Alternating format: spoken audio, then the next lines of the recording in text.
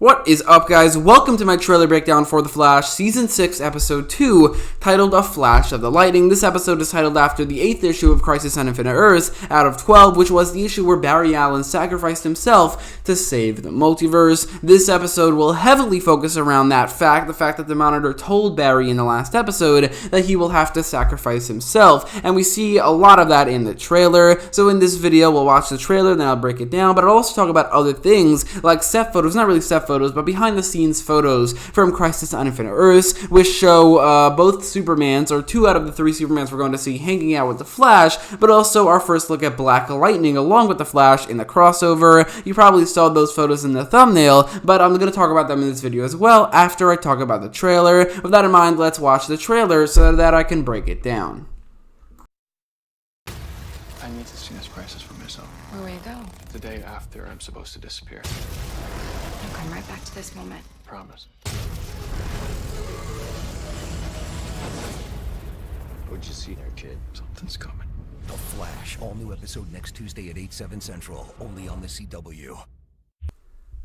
So the trailer begins showing a shot of the Time Vault where a couple members of Team Flash, I think one of them is definitely Barry, but there are others as well, looking at the 2024 newspaper. Now what's curious about this is that it still says April 25th, 2024. It doesn't say December 9th, 2019 or whatever, whenever it came out, December 11th or something like that. Anyway, it's still from that original timeline before Nora messed things up, which means that this might be a flashback, this might be a scene before the timeline was changed, or maybe they're looking at the newspaper and while they're looking at it, it'll change to 2019. That really doesn't make any sense because we saw it change to 2019 in the last season because of the time flux in the last season because of what Nora did, and that already happened, so it doesn't really make much sense for it to be 2024 if it isn't a flashback, which it very well might be. So I think that is definitely something of interest to talk about, and it's definitely something that could bring up some questions.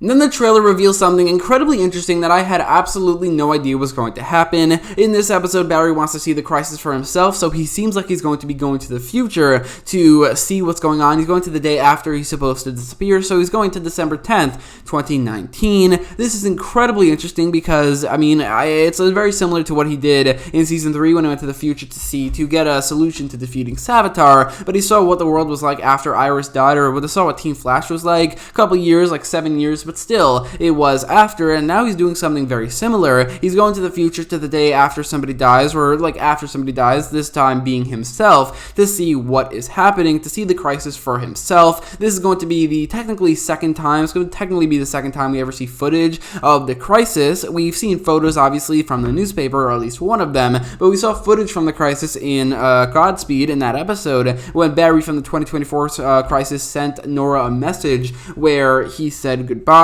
That was an erased timeline, so technically that didn't actually count. But now in this episode, it seems like we're actually going to see our first official look at the actual crisis, as December 9th will not seemingly be the end of the crisis. That is when the third part, which is actually just so happens to be the Flash's episode, debuts. So maybe he disappears in that episode, and then episode 4 and 5, which do debut in January, but take place in December. Those episodes, although they probably will feature Barry, maybe not as much as he might disappear in part 3. That is very not likely. I feel like they're probably not going to go ahead with Barry disappearing. I mean, there's absolutely no way they will. But if in the original timeline he did, then in episode 4 and 5, then he would not have appeared. So that's probably what he's going to see, and that's probably something that he will not like. Whatever Barry sees in the future, either his death or the deaths of billions of people, it seems like it shakes him to his core. We see a shot later, and we've seen this in multiple trailers already, of him lying in a bed, and his mother's doppelganger from Earth 3, the wife of Jay Garrick, is there. Now it seems like Jay Garrick is there as well, but he's broken, he's crying or something like that, and that's probably because of what he saw. I mean, Jay Garrick asks, what did you see? And that's either from him actually going to the future, or from being strapped up to this machine. Now, this machine could be him seeing the future,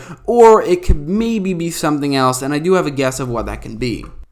In these scenes, and in a bunch of scenes of the trailers, it seems like these trailers actually focus on it quite a lot. Barry is given Jay Garrick's helmet, and he sits in this device, or this chair that seems like it's kind of an electric chair, but also in the trailers, it's edited to seem that from this chair, he sees the future. In the latest trailer, not this one, but the latest one, the one before the first episode came out, it seemed like that was not the case. Now it's confirmed that he sees the future because he actually goes to the future, which means that this chair does something different. different. I have a theory. It's a theory that I don't really love, but it's a theory that I think is possible. In Season 4, it's revealed that Jay Garrick is retiring, and he's training another female speedster on his Earth. It's maybe possible that the female speedster is Joan Garrick, but that's highly unlikely, but it's going to be revealed who that female speedster is. Probably, it's possible they just forgot about her, the writers, but I think that since Jay Garrick is retiring, it's possible that with Jay Garrick's helmet and with this device, Barry is getting Jay Garrick's speed. Jay might be transferring his speed over to Barry because he doesn't want to be a superhero anymore, and Barry probably needs that extra boost of speed in order to survive the crisis, but also in order to have the extra boost of speed he needs to save the multiverse. This is kind of not really supported by much, other than the fact that I have no idea what else this device would be used for, and also Jay Garrick is retired. Now, Jay Garrick is appearing in the crossover, or at least John Wesley Shipp is. It's not confirmed who he's playing, but he's played multiple Arrowverse characters, namely Henry Allen, the Earth 3 version of Henry Allen, which is named Jay Garrick, as well as the Earth 90 version of Henry Allen, which is Barry Allen. Now, it's probable that he's going to play Barry Allen for Earth 90, maybe Jay Garrick as well, but I'm guessing Jay Garrick as the Flash will not be appearing, as I think in this episode, A Flash of the Lightning, he will transfer his speed over to Barry, and he will officially 100% retire as a speedster, with the female speedster from Earth 3 completely taking over as the Flash of that Earth. This is a little bit of a stretch, but because of the fact that Jay Garrick is retired, and because I can't really think of any other thing that this device can do, and we're probably just going to have to wait till the next episode to find out what it is, I think that it is at least a little possible that Barry is getting Jay Garrick's speed. So while that is it for the trailer, the synopsis does reveal something about the episode that I'm not exactly excited for. The synopsis reads, faced with the news of his impending death, Barry's resiliency suffers as he struggles to fight fate. Meanwhile, Cecile's career as a DA conflicts with her identity when she crosses paths with a villainous metahuman. Now, the thing about Barry, obviously it's in the trailer, it's exciting, but the thing about Cecile, I'm not really excited for, unless it does focus on other characters, because other than Barry and Cecile, and then also Iris and Jay and Joan from the trailer, we have no idea what the other characters are doing. We do see Ralph probably in the future. We do see Joe for some reason or another, probably in Cecile's storyline. But if the storyline doesn't really focus on Cecile, then that's fine. But I'm not excited for a storyline that does focus around her, because she's probably the worst character, the worst main character on the show, in my opinion, because she shouldn't be a main character. She should not appear as much as she does. So, and also in seasons 4 and 5, whenever she had a storyline, it was always the worst part of that episode. So this is not something I'm excited for. But the thing about Barry and the Crisis and Jay and Joan and maybe even Iris being a part of it, that is all something that I'm incredibly excited for. Not as excited for as the photos we see for Crisis on Infinite Earths, which look awesome.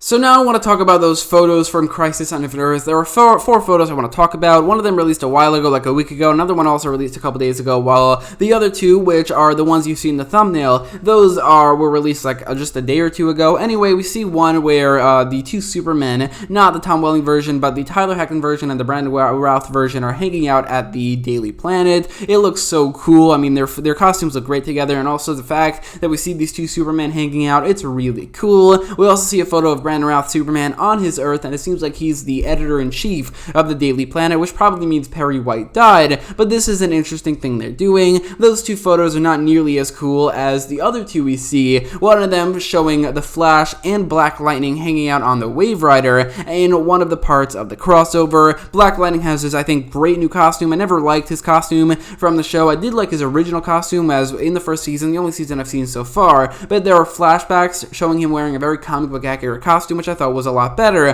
than the one he had in seasons 1 and 2. But now in season 3, he's getting this new costume, which I think is really, really cool, and it looks great standing next to the Flash. But even cooler than that is a photo of the two Supermen that we see in that other photo, Tyler Hoechlin and the Brandon Routh Superman hanging out with the Flash. This photo is also on the Wave Rider, but this is such a cool picture, not only because Grant Gustin's huge grin on his face, because he is a huge fan of Superman, it's his favorite superhero, and it's not the Flash, it's actually Superman, so for him to actually act with these other two Supermen, he's probably having a great time. He's obviously done it before in Elseworlds, where he acted with Tyler Hoechlin Superman, but this is two of them at the same time. Anyway, the fact that the Flash is hanging out with two other Supermen on the Wave Rider, it's such a cool picture, and also, these three costumes look look really, really cool together, and I feel like these costumes, along with all the rest of the superheroes' costumes, will look incredible in a huge Justice League-style team-up shot, which I really hope happens in the crossover.